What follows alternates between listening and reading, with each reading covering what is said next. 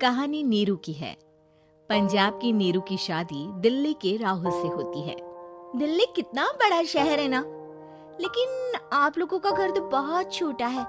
हमारे पंजाब में तो ये बड़े बड़े घर होते हैं कि मजा ही आ जाता है। कोई बात नहीं नीरू, मैं भी तुम्हारे लिए बहुत बड़ा मकान बनाऊंगा बहुत जल्दी।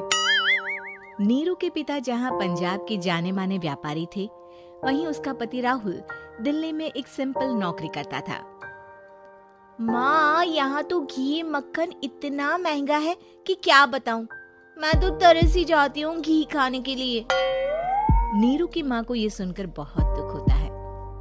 मेरी बेटी को घी नसीब नहीं हो रहा है और ये बहू यहाँ बैठकर घी में शक्कर डाल रही है। देख वनिता, मैं साफ कह रही हूँ, इस घर में जितना घी आएगा उतना ही मेरी बेटी के घर दिल्ली भी जाएगा। अरे ये क्या बात होती है माँ जी? बेटी का उतना ही करो जो अच्छा लगे। अब क्या मायके से घी और मक्खन तक की सप्लाई करोगी आप? हाँ, मेरी बेटी किसी चीज को तरसे मुझसे बर्दाश्त नहीं होता। अब क्या था, नीरू के मायके में 2 किलो घी आता तो 2 किलो दिल्ली जाता नीरू के पास।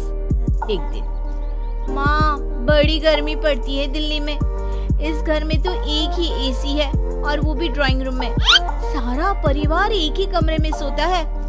बेटा, वो तो हर घर की कहानी है। यहाँ भी एक ही एसी है। अरे बिल इतना आता है कि क्या बोलूं। तभी वहाँ राकेश आ जाता है। माँ, थोड़ी देर में यहाँ कुछ प्लम्बर आएंगे मेरे कमरे में एसी लगाने, जरा ध्यान से लगवा देना ना माँ। ओए, ऐसे कैसे तेरे कमरे में एसी लगेगा? हाँ राकेश, एक बार बात तो कर लेता। अरे पापा, वो वनिता को गर्मी में नींद नहीं आती। ड्राइंग रूम में सबके साथ सोने में वो अनकंफर्टेबल है, इसलिए। अरे पूरे परिवार के साथ वहाँ तेरी बहन नीरू भी तो सोती है। वो नहीं हो रही क्या अनकंफर्टेबल? समझ रहा है ना? अगर एसी लगेगा तो एक दिल्ली में तेरी बहन के कमरे में भी लगेगा, तभी तू लगा सकेगा। राकेश वनिता को सारी बात बताता है। वनिता करती भी क्या, मन मार कर बैठ जाती है। माँ, ये लोग ठीक नहीं है, क्या करूँ मैं? अरे बेटी, यहाँ आ जा, तू यहाँ आकर रह ले। अरे छोड़ दे ऐसे पति को। कैसे छोड़ दूँ माँ? समाज क्या कहेगा, लोग क्या कहेंगे? वैसे भी मेरा एक बेटा है मयंक। अरे हटा बेटा, तेरी उम्र ही क्या है, इतनी परेशान रहेगी तो काम कैसे चलेगा। खैर, बात आई गई हो जाती है। माँ को लगता है कि नीरू ठीक है, तो वहीं नीरू के मन में एक ही लाइन चल रही होती है, यहाँ आजा।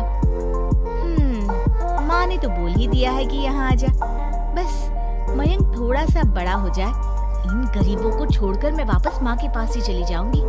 वो इसी सोच में बाजार में चल रही थी कि मैम, आपका दुपट्टा जमीन को छू रहा है। नीरू जैसे ही उस लड़की की तरफ देखती है, देखती ही रह जाती है। हाय रे, कितना सुंदर लड़का है ये।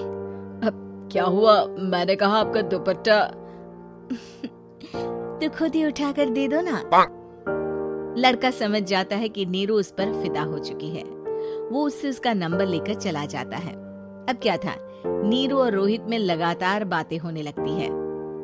मैं हरियाणा का रहने वाला हूँ, यहाँ एक बड़ी कंपनी का मैनेजर हूँ। अच्छा, और कितने बच्चे हैं तुम्हारे? बच्चे? अरे मेरी तो शादी भी नहीं हुई है। तुम बताओ, शादी करोगी? नीरू शर्मा जाती है। अब लेकिन मैं तो पहले से ही शादीशुदा हूँ। मुझे फर्क नहीं पड़ता, बस तुम शादी कर लो, भाग चलते हैं। बहुत पैसे वाला हूँ मैं, हमेशा खुश रखूंगा तुम्हें। नीरू रोहित से मिलकर सारा प्लान बना लेती है और फिर एक दिन घर से भाग जाती है। दोनों शादी कर लेते हैं। शादी के बाद, क्या बात है नीरू, तुम्हें परेशान सा देखता हूँ, सब ठीक तो है ना? हाँ हाँ, सब ठीक है।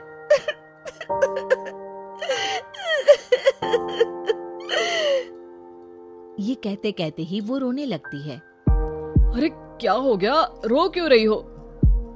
मैंने तुमसे एक बात छुपाई है और और वही बात अब मुझे परेशान कर रही है। रोहित, मेरा एक बेटा भी है, उसका नाम मयंक है। क्या बात कर रही हो? ये तुमने मुझे पहले क्यों नहीं बताया? देखो नीरू, मेरी माँ को मैंने ये नहीं बताया है कि तुम शादीशुदा हो। बच्चा मैं मैनेज नहीं कर पाऊंगा। नीरू को समझ में नहीं आता कि वो क्या करे। तुम उस बच्चे को अपनी माँ को क्यों नहीं दे देती? नीरू चुपके से माँ को फोन करती है। माँ, क्या मयंक को तुम रख सकती हो? बेटा, मैं राकेश के साथ बात करती हूँ। आखिर घर का बेटा वही है, जो वो बोलेगा। वैसे भी बेटा, तूने जो किया है ना, उसके बाद से पूरा घर तेरी बुराई कर रहा है। मैं भी अब किसी से तेरे लिए लड़ नहीं सकती। राकेश बेटा, नीरू ने तो जो किया बहुत ही बुरा किया, लेकिन मैं सोच रही थी कि क्यों ना मयंक को हम यहाँ ले आए। तभी वनीता बोल पड़ती है। वाह जी, ऐसे कैसे यहाँ ले आए? यहाँ क्या भंडारा भरा है? और जिस बच्चे की माँ ने नहीं सोचा, उसके लिए हम क्यों सोचे? नीरू को एक बार तो अपने बच्चे के बारे में सोचना चाहिए था ना। अरे लेकिन तेरे पास भी तो लड़का नहीं है ना वनीता।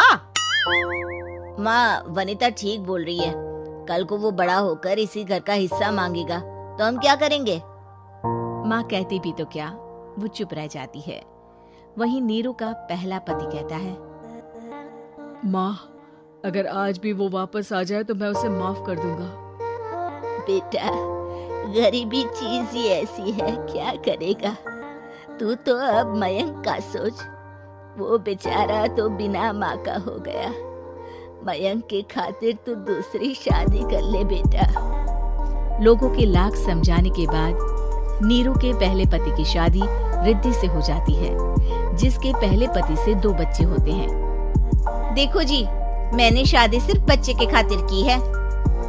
मैंने भी शादी सिर्फ बच्चों के खातिर की है। वहीं नीरू के दूसरे पति के मन में ये बात घर कर जाती है कि नीरू एक मासूम बच्चे को उसके खातिर छोड़ कर आई है। अब देखो नीरू, मुझे लगता है कि जो औरत अपनी कोख का बच्चा छोड़ सकती है, वो तो कुछ भी कर सकती है। कल को तुम्हें मुझसे अच्छा कोई मिल गया तो तुम तो मुझे भी बाय बाय कर दोगी ना। नीरू को अब उसका दूसरा पति ताने देना शुरू कर देता है। तंग आकर नीरू उसके यहाँ से भागकर अपने पहले पति के पास चली जाती है। लेकिन ससुराल में क्या लेने आई है नीरू, मयंक को? नहीं नहीं सासू माँ, मुझसे गलती हो गई, मुझे माफ कर दीजिए। नीरू, अब वक्त खत्म हो गया है, मेरी शादी हो चुकी है। तो छोड़ दो ना उसे, हमारा बच्चा है। मैं आपको अपनी माँ नहीं मानता, मेरी नहीं मान तो बात अच्छी है। नीरू मयंक की बात सुनकर समझ जाती है कि उसके पास अब न आसमान रहा ना ही जमीन।